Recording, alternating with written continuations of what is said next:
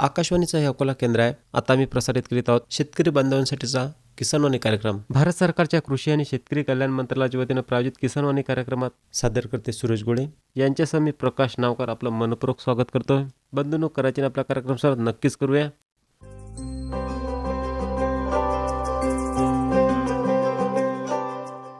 कार्यक्रमात पुन्हा एकदा आपलं मनपूर्वक स्वागत. कार्यक्रमाच्या सुरुवातीला ऐकूया दैनंदिन कृषीवाणी. वाचक स्वर आहे सचिन मैसने यांचा. कृषीवाणीमध्ये गांडूळ खत तयार करताना घ्यावयाची काळजी याविषयीची ही माहिती आणि ही प्राप्त झाली आहे डॉक्टर पंजाबराव देशमुख कृषी विद्यापीठ अकोला यांच्याकडून. शेतकरी बंधूंनो, गांडूळ खताचे नैसर्गिक शत्रू वाळवी, बेंडूक, साप, मुंग्या, गोम, उंदीर, कोंबड्या, मुंगूस, पक्षी इत्यादीपासून संरक्षण करावे. भरपूर प्रजनन शक्ती असणाऱ्या, अधिकाधिक सेंद्रिय पदार्थ खाणाऱ्या आणि वेगवेगळ्या वातावरणात टिकू शकणाऱ्या गांडुळाच्या जाती निवडाव्यात. गांडुळासाठी लागणारे खाद्य सेंद्रिय पदार्थ अर्धवट कुजलेले असावे. सेंद्रिय पदार्थ काच, दगड, धातूचे तुकडे, प्लॅस्टिकपासून मुक्त असावेत. बेडवर किंवा खड्ड्यामध्ये ओलावा टिकून राहण्यासाठी दिवसभरात 2 ते 3 वेळा पाणी मारावे, जेणेकरून पर्याप्त ओलावा राहील. बेडमधील खड्ड्यातील तापमान 20 ते 30 अंश सेल्सिअस या दरम्यान राहील याची काळजी घ्यावी. बेड किंवा खड्ड्यातील गांडुळांची संख्या झपाट्याने वाढविण्याकरिता अर्धवट कुजलेल्या सेंद्रिय पदार्थावर ताक आणि बेसन शिंपडावे.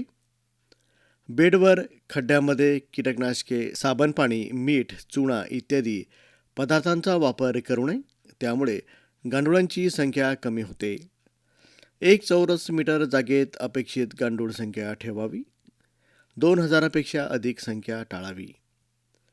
गांडूळ खत निर्जीव असून त्यात गांडुळाची अंडे, पिल्ले, कोश आणि लक्ष्य जिवंत जीवाणू असतात, म्हणून ते नेहमी ओलसर अवस्थेत सावलीत ठेवावे. शक्य झाल्यास लवकर शेतात किंवा पिकास वापरणे, परंतु काही कारणास्तव उपयोगात आणू न शकल्यास त्यावर किंचित पाणी शिंपडून ते ओलसर राहील याची दक्षता घ्यावी आणि सावलीमध्ये गोणपाटामध्ये भरून ठेवावीत.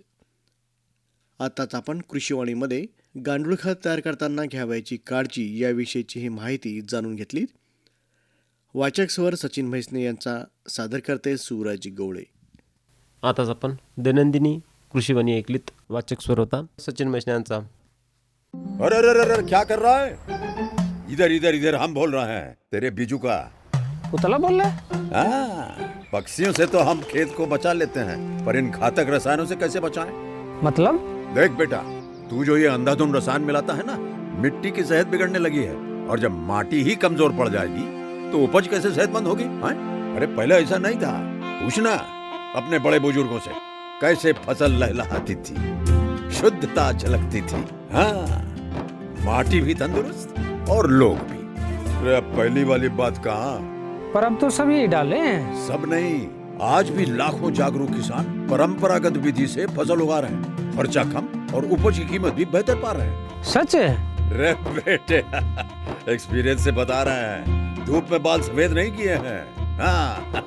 ठीक है भाई, मैं भी आज से जैविक खेती शुरू करूंगा.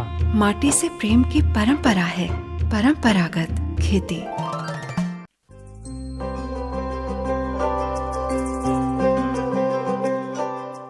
शेतकरी बंधूंनो, कार्यक्रमात आता ऐकूया सेंद्रिय शेतीचे अनुभव याविषयी शिवशंकर गजानन बाजड, मुक्काम पोस्ट नेतनसा, तालुका रिसोड, जिल्हा वाशिम यांची सचिन मैसने यांनी घेतलेली मुलाखत.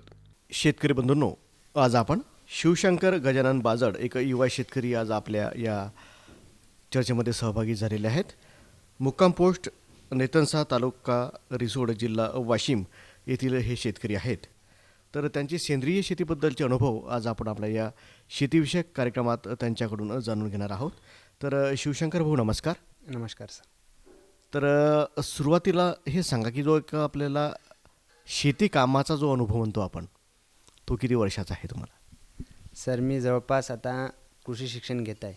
तर त्याच्या अगोदर आता पारंपरिक पद्धतीनं समजा वडील शेती करत आहेत, तर त्यांच्यापासून चालत आलेली हे आता एक शेती करत आहेत. तर त्याच्यामध्ये मग चालत चालत आवड निर्माण होत आता आम्ही पण शेतीकडे वळत आहोत. तर सध्या तुमच्याकडे शेती किती आहे मग? शेती आमच्याकडे 6 एकर शेती आहे. त्यामध्ये काही बागायती आहे आणि काही आपली रेग्युलर आहे, ज्याच्यामध्ये आपण तूर, हरभरा, सोयाबीन इतर पिके घेतो. तर या सर्व 6 एकराच्या शेतीचं जे एक नियोजन आहे पीक पद्धतीचं, ते कशा पद्धतीनं आहे मग तुमचं? त्यामध्ये आता 1-1.5 एकर आमची पेरूची बाग आहे.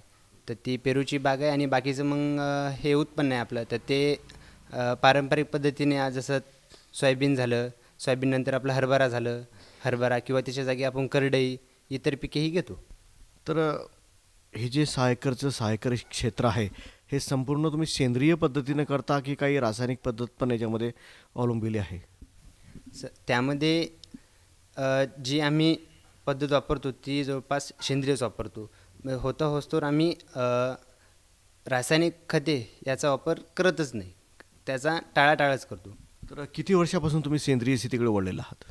जवळपास 10-12 वर्ष झाली. वडिलांपासनं ते सेंद्रिय याचाच हे अवलंब जास्ती करतात. आता 12 वर्ष आधीचा विचार जर केला रासायनिक शेतीचा आणि सेंद्रिय शेतीचा, तर काय फरक वाटतो या दोनमध्ये आपल्याला? सर, या जर्नीत फरक असा जाणवतो की ज्यावेळेस वडिलांनी सुरुवातीला सेंद्रिय शेतीकडे वळाले ते, तर त्यानंतर 2 ते 4 वर्ष असे गेले की जे आमच्या शेजाऱ्यांना जी पिके व्हायची रासायनिक खतेने हे वापरून, तर त्यामध्ये आम्हाला खूप कमी व्हायचं. म्हणजे त्यांच्यापैकी आपल्याला ते परवडेनं गेलं असं वाटत होतं. पण आता कुठेतरी असं वाटतं आहे की ज्या स्टेजला आता सध्या आमची स्थिती आहे, तर तिथे सॉईलची जी कंडिशन आहे तर ती बऱ्यापैकी चांगली झालेली आहे. आणि आता जी शेजाऱ्यांना पीक होते ती आम्हालाही होते. आणि याच्यापेक्षा अजून म्हणजे एक शेतीचा जे गर्व आहे ते चांगला झाला असं वाटतं आहे. ज्यावेळेस आता एक अनुभव सांगतो, ज्यावेळेस आम्ही नांगरणी करतो उन्हाळ्यामध्ये, तर त्यावेळेस आता आम्ही ट्रॅक्टर लावतो, तर ट्रॅक्टरवाला कोणताही असा म्हणतो की तुमची शेती जी आम्ही नांगरतो तर इतकी सोपी शेती नांगरायला आम्हाला अजून कोणतीच गेलेली नाही. इतका फरक जाणवतो. म्हणजे साहजिकच आहे की आपल्या जमिनीचा जो पोत आहे तो एकदम चांगला झालेला आहे. बऱ्यापैकी चांगला झालेला आहे. आता तुम्ही बोलताना सांगितलं की तुम्हाला 4-5 वर्ष पीक झालं नाही, हां, तर साहजिकच आहे की आपल्या शेजाऱ्याला जर एकरी 8-9 क्विंटल सोयाबीन होत असेल किंवा कुठलं पीक होत असेल आणि आपल्याला त्याच्यामध्ये जर का अर्धच होत असेल, हां, तर याच्यामध्ये आई असतील, वडील असतील आणि तुम्ही पण, हां, तर कुठलं काही असं होतं का की बघा ना बाबा ते तिकडे किती पीक होत आहे ना आपल्याला हे होत आहे, तुम्ही चुकीच्या मार्गाने चालले आहेत बा, असं कधी झालं का? ही खरं तर सत्य परिस्थिती आहे. हे आम्ही स्वतः बोलायचो वडिलांना की हे परवडे न गेलं आहे, आपण लोक जे करतात ते आपणही करायला पाहिजेत. पण वडिलांचं तेच ध्येय का आपण जे सर्व करतात ते आपण नाही करायचं, काहीतरी आपलं अलग. आणि आताची परिस्थिती पाहिली तर कमी वयामध्ये अटॅक येणं, हृदयविकार, हे ते बिमाऱ्याची संख्या वाढली. तर त्यासाठी वडील हे जेवढं अंतर राहायचं हे केलं तेवढंच. त्याच्यामुळे सेंद्रिय शेतीचा अवलंब त्यांनी जास्ती केला आणि त्याच्यावर जास्ती भर दिला. आता सेंद्रिय पद्धतीनं शेती करताना साहजिकच आहे की आपल्याकडे पशुधनाची संख्या किंवा पशुधन असणं आपल्याकडे आवश्यक आहे, तर ते किती आहे तुमच्याकडे? पशुधन आमच्याकडे 2-3 बैल आहेत, 1-2 गाय आहे आणि 1 म्हैस आहे. असे करून 7 ते 8 जनावरे आमच्याकडे सध्या आहेत. तर मग एवढ्याच्या ज्या सरच्या सर्व तुम्हाला सेंद्रिय पद्धतीनं होऊन जातं का? सहज सर. याच्यापासनं आम्हाला वार्षिक 15 ते 20 टन शेण निघतं आहे. आणि जे शेतीचं आपलं जे उरलेलं जसं की कुटार झालं, हे झालं, यांच्यापासून पण आम्ही गांडूळ खत हे तयार करतो. याच्यामुळे जास्ती फरक पडतो. आता बघा, प्रत्येक शेतकऱ्यानं आपलं शेत आगकाडी मुक्त जर का ठेवलं तर साहजिकच आहे त्याच्यामध्ये जे काही पालापाचोळा असेल किंवा आपल्या पिकांचे जे काही अवशेष असतील त्यापासून आपण आपल्या सेंद्रिय खत आपण तयार करू शकतो. तर याची जी पद्धत आहे ती कशी आहे? याची पद्धत खूप सोपी आहे सर, पण आताची कंडिशन अशी आहे की शेतकरी त्या गोष्टीकडे दुर्लक्ष करत आहे. जे कुटार पडते ते कुटार पडल्यानंतर थ्रेशर शेताच्या बाहेर जात नाही की शेतकरी गाडी टाकून देते. ही सगळ्यात मोठी एक अडचण आहे. शेतकऱ्यांनी ते कुटार साठवून घेतलं पाहिजेत, त्याला एका जागी स्टोअर करून त्याच्यावरती पाणी सोडणं, रेग्युलर पाणी सोडणं, त्याच्यामध्ये काही कल्चरही सापडतात, ते जरी टाकले तरी सोप्या पद्धतीने फक्त पाण्याचा एक छिडकावा दर 15 दिवसाला किंवा 20 दिवसाला असा जरी केला तरी ते बऱ्यापैकी होऊन जाते. सगळं कुजलं की आपल्याला यूज करायला कमी येते. तर मग हे सर्व तुम्ही एकत्र करून याचं सेंद्रिय खत तयार करता? हो सर. हे सर्व एकत्र करून काडी, कचरा, पाचोळा, शेण हे सर्व एका जागी मिक्स करून त्याचा डेपो मारायचा आणि त्याच्यावरती आपलं कल्चर टाकून द्यायचं. आता जेव्हा सेंद्रिय खत आपण आपल्या शेतीमध्ये टाकतो त्याचेही काही नियम आहेत की जेणेकरून आपली शेती ओली असली पाहिजे किंवा कशा पद्धतीनं ते टाकायला पाहिजे, तर याचे काय नियम सांगता येतील आपल्याला? याचे नियम सर ऑर्गॅनिक या पद्धतीने जर टाकायचं जर म्हणलं तर पूर्वजच सांगून गेले की पाणी पडला की आपण, आताची कंडिशन अशी झाली की आपण उन्हाळ्यामध्येच जे खतं आहे ते नेऊन टाकतो, तर हे गलत आहे. ज्यावेळेस पहिला पाणी पडते त्यानंतर जेव्हा थंडावा होते त्यानंतर पहिला दुसरा पाणी पडल्यानंतर आपण मग त्या प्रोसिजरला काम सुरू करायला पाहिजे. पण आताची कंडिशन अशी आहे, आपण पाणी पडला की लगेच ते नेऊन टाकतोय, पण त्याच्यामध्ये आपलं लॉस जास्ती होते. जे मायक्रोबियल ऑर्गॅनिझम आहेत तर ते उन्हामध्ये टेम्परेचरमुळे ते नाहीसे होऊन जातात, मग ते त्याचा फायदा होत नाही. आता काही तुमच्या जमिनीचा पीएच वगैरे माहिती आहे का तुम्हाला किती आहे तर? पी साधारणतः 5.5 ते 6 6.5पर्यंत. म्हणजे एक उत्तम पीएच तुमच्या सध्या जमिनीचा आहे. तर आपण बघतो की जेव्हा आपण आपल्या शेतीमध्ये कुठल्याही पिकाची लागवड करतो, तर लागवड केल्यानंतर जे बियाणं आहे किंवा ते कशा पद्धतीनं तुम्ही वापरता, म्हणजे घरगुतीच वापरता की आपल्या कृषी केंद्रामधून वगैरे घेता की घरचंच चालू असते तुमचं? बियाण्यांचा वापर आम्ही घरचाच करतो. पारंपरिक जे आपण डेली रेग्युलर पेरतो तेच बियाणे चांगल्या पद्धतीने ठेवून त्याची देखरेख करून मग तेच आम्ही वापरण्यात घेतो. तर मग या संपूर्ण 6 एकराच्या कोणकोणत्या पीक पद्धती आहेत तुमच्या? यामध्ये जसं की आता मी सांगितलं आमचं 1 एकर बागायती आहे, 1-1.5 एकर. तर त्यानंतर जे बाकीचं येते तर त्याच्यामध्ये आम्ही सोयाबीन, पावसाळीमध्ये तर सोयाबीन असते, ही रेग्युलर पिके झाली आमच्या इकडे. आणि नंतर जे आपण याच्यामध्ये म्हणतो हरभरा या सीझनला, तर त्या सीझनला हरभरा, करडई असे अलग अलग बदलून पिके 2-4 पिके असे घालतो. आता तुम्ही बोलताना करडई म्हटलं आणि साहजिकच आहे की आपल्याकडे तेल वाण जे आहे ते खूप मोठ्या प्रमाणात सध्या कमी पिकत आहेत किंवा शेतकरी त्याकडे जात नाही आहेत. तर तुम्ही करडई कशा पद्धतीनं याची लागवड करता आणि पीक घेत आहे? करडई सर या उद्दिष्टाने चालू केलेलं पीक आहे की आपण एक घरचं स्वतःचं तेल खावं आणि आरोग्य चांगलं ठेवावं, यासाठी आम्ही करडईचा पेरा चालू केला. तर त्याच्यामुळे आता बऱ्यापैकी आमच्या गावामध्ये करडईचा वापर हा जास्ती होत आहे. पेरणी जास्ती बऱ्यापैकी 25-30% करडई दरवर्षी आमच्या इथे पेरा होतो. आता पीक म्हटलं की किडी यांचं खूप जवळचं नातं आहे आणि कोणत्याही पिकावर किडी ह्या साहजिकच येतातच. तर याचं नियोजन तुम्ही कशा पद्धतीनं करता? कारण की तुम्ही रासायनिक वापरत नाही असं तुम्ही सध्या बोललेले आहात. तर सेंद्रिय पद्धतीनं याचं जे व्यवस्थापन आहे ते कशा पद्धतीनं तुम्ही करता मग?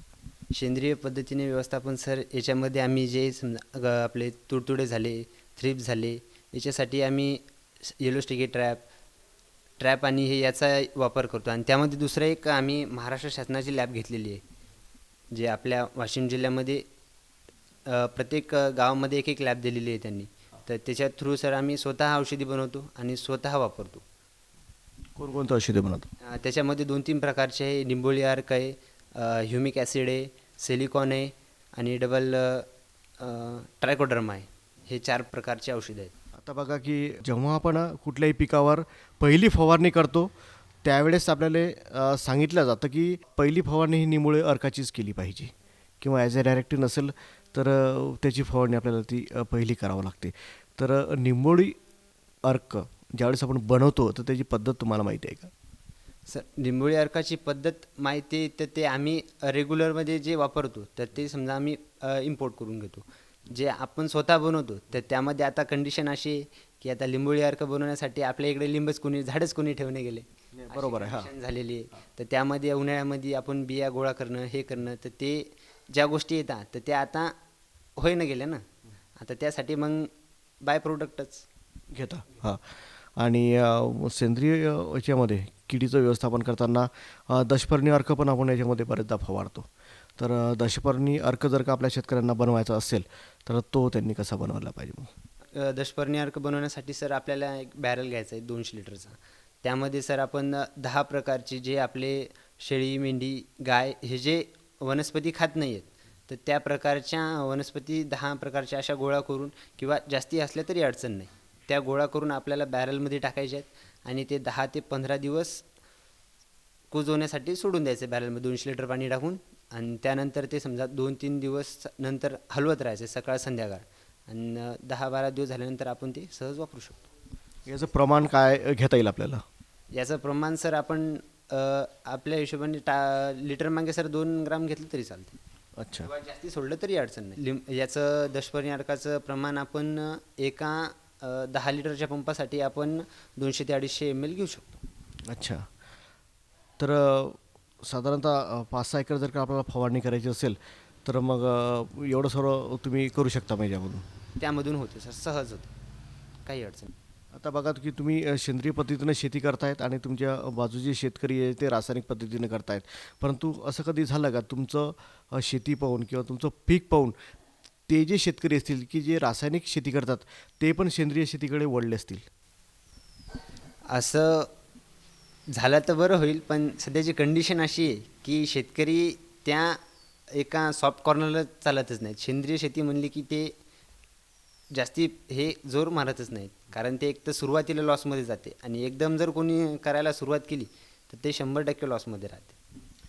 आता तुम्ही बोलताना सांगितले तुमच्या वडिलापासून हे सेंद्रिय शेती करत आहेत आणि तुम्ही पण आता सेंद्रिय पद्धतीनंच शेती करतायत, तर असंच हे कंटिन्यू चालू राहील का? म्हणजे तुमची याच्यामध्ये असंच तुम्ही चालू ठेवाल का? सर यामागे एक दृष्टिकोन आहे, तर ते असं वाटतं आहे की आपण सेंद्रिय शेती करतो हे आपल्यासाठी चांगलं आहे. आता आमच्या फॅमिलीमध्ये आम्ही 5 ते 6 मेंबर आहे, तर जवळपास आता आम्हाला दवाखाना माहीत नाही कोणत्या अशा आजारांची हे की आपण त्या गोष्टी सोडल्या पाहिजेत. तर जे पारंपरिक चांगले आहे ते चांगलं आहे, त्यासाठी या ऑर्गॅनिककडे जास्ती भर आहे. तर मग तुम्ही या सेंद्रिय पीक पद्धतीमध्ये समाधानी आहात? नक्की सर. तर शिवशंकर भाऊ, तुम्ही सेंद्रिय शेतीचे जे एक बोलके अनुभव आमच्या शेतकऱ्यांना सांगितलेत त्याबद्दल आमच्या आकाशवाणीतर्फे आणि आमच्या शेतकऱ्यांतर्फे मी आपला आभारी आहे. धन्यवाद. धन्यवाद सर. आताच आपण सेंद्रिय शेतीचे अनुभव याविषयी शिवशंकर गजानन बाजड, मुक्काम पोस्ट नेतनसा, तालुका रिसोड, जिल्हा वाशिम यांची सचिन मसने यांनी घेतलेली मुलाखत ऐकलीत.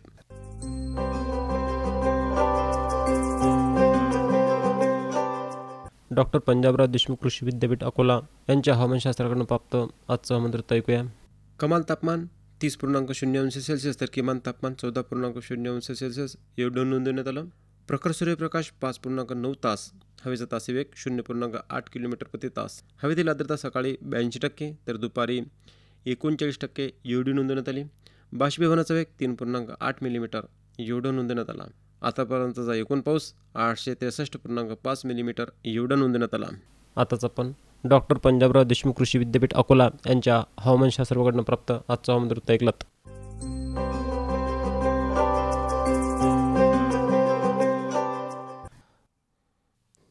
भरड धान्यातील गुणधर्म.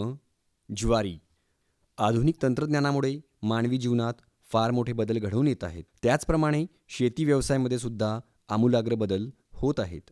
पिकाच्या सुधारित वाणांमुळे त्यांच्या उत्पादनात आणि पौष्टिकतेत अनेक सुधारणा दिसून येत आहेत. ज्वारीमध्ये असणाऱ्या पौष्टिक घटकांचे महत्त्व मानवी आहारामध्ये अतिशय महत्त्वाचे आहे. हे समजल्यामुळेच ज्वारी सर्व थरातील लोकांमध्ये प्रचलित होऊ लागली आहे.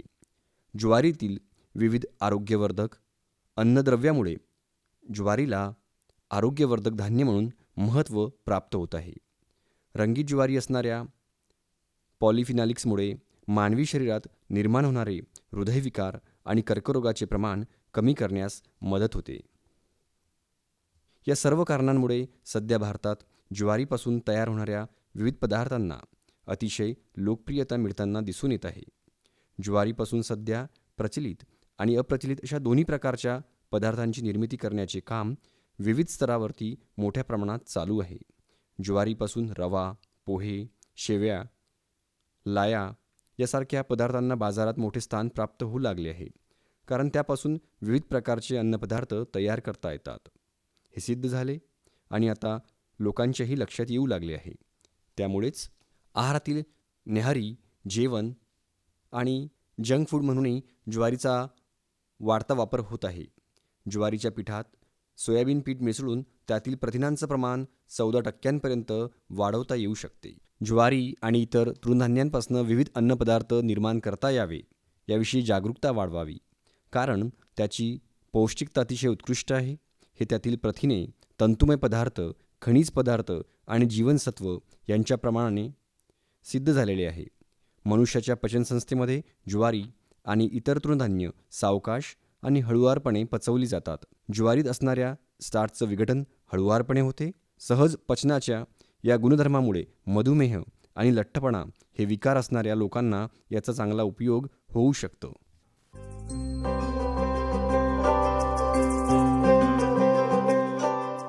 भगरीमध्ये आहे प्रथिनांचे प्रमाण सर्वात मस्त, शरीर राहते आपले तंदुरुस्त.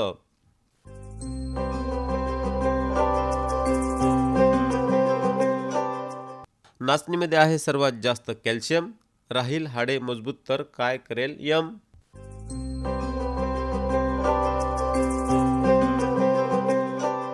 शेतकरी बंधूंनो, कार्यक्रमात त्यानंतर ऐकूया गोमूत्राविषयी माहिती.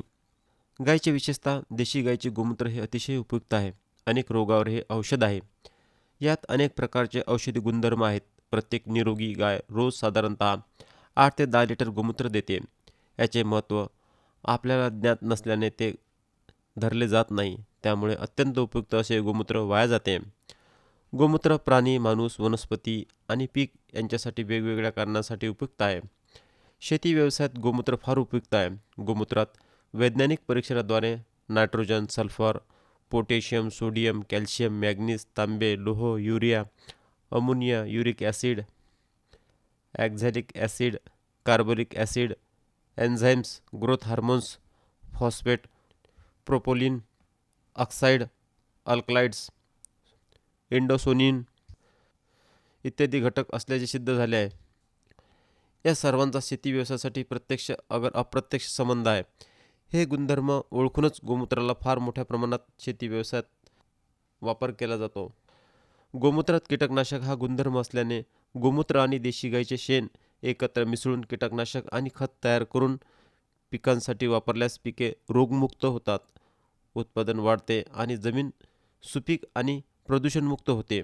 गोमूत्र, गाईचे शेण, गूळ, पाणी यांचे मिश्रण 8 ते 10 दिवस हवाबंद करून ठेवून त्यानंतर पिकासाठी वापरले तर पिकांची वाढ आश्चर्यकारक होऊन उत्पादनात वाढ होते. जीवामृतात गोमूत्र वापरतात. अमृत पाण्यात गोमूत्र मोठ्या प्रमाणात वापरतात.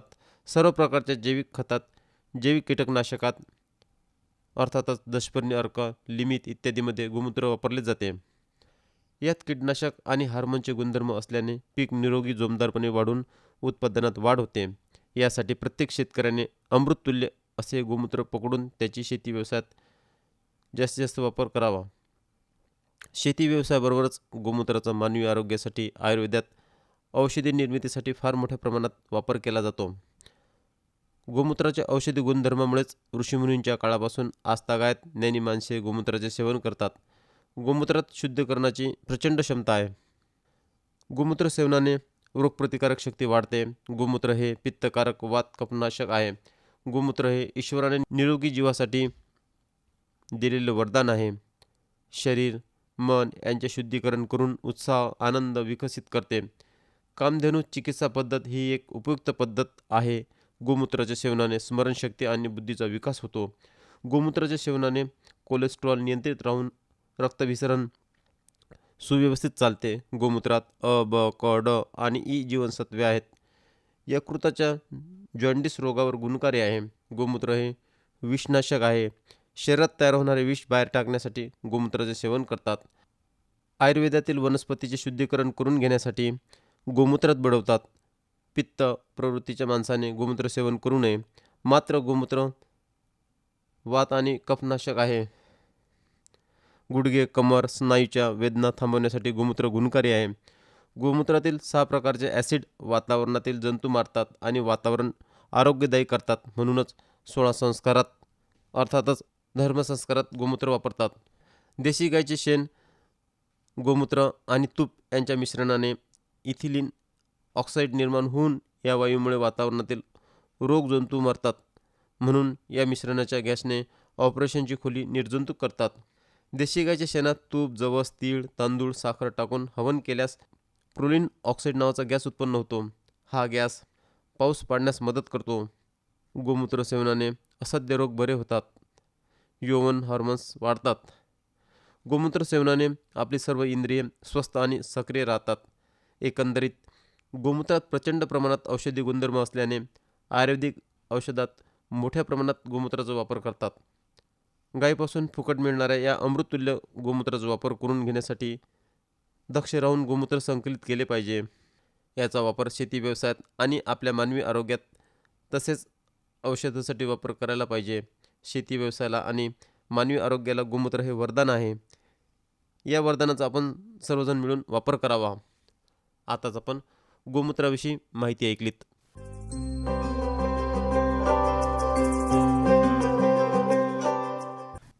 पौष्टिक तृणधान्य आहे पोषक घटकांची तिजोरी, शरीरात येणार नाही कोणत्या घटकाची कमजोरी.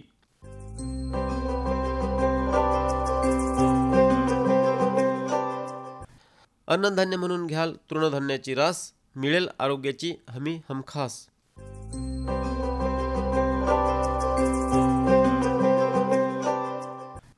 शेत तिथे पौष्टिक तृणधान्याची शेती, राही आरोग्याची चाबी हाती.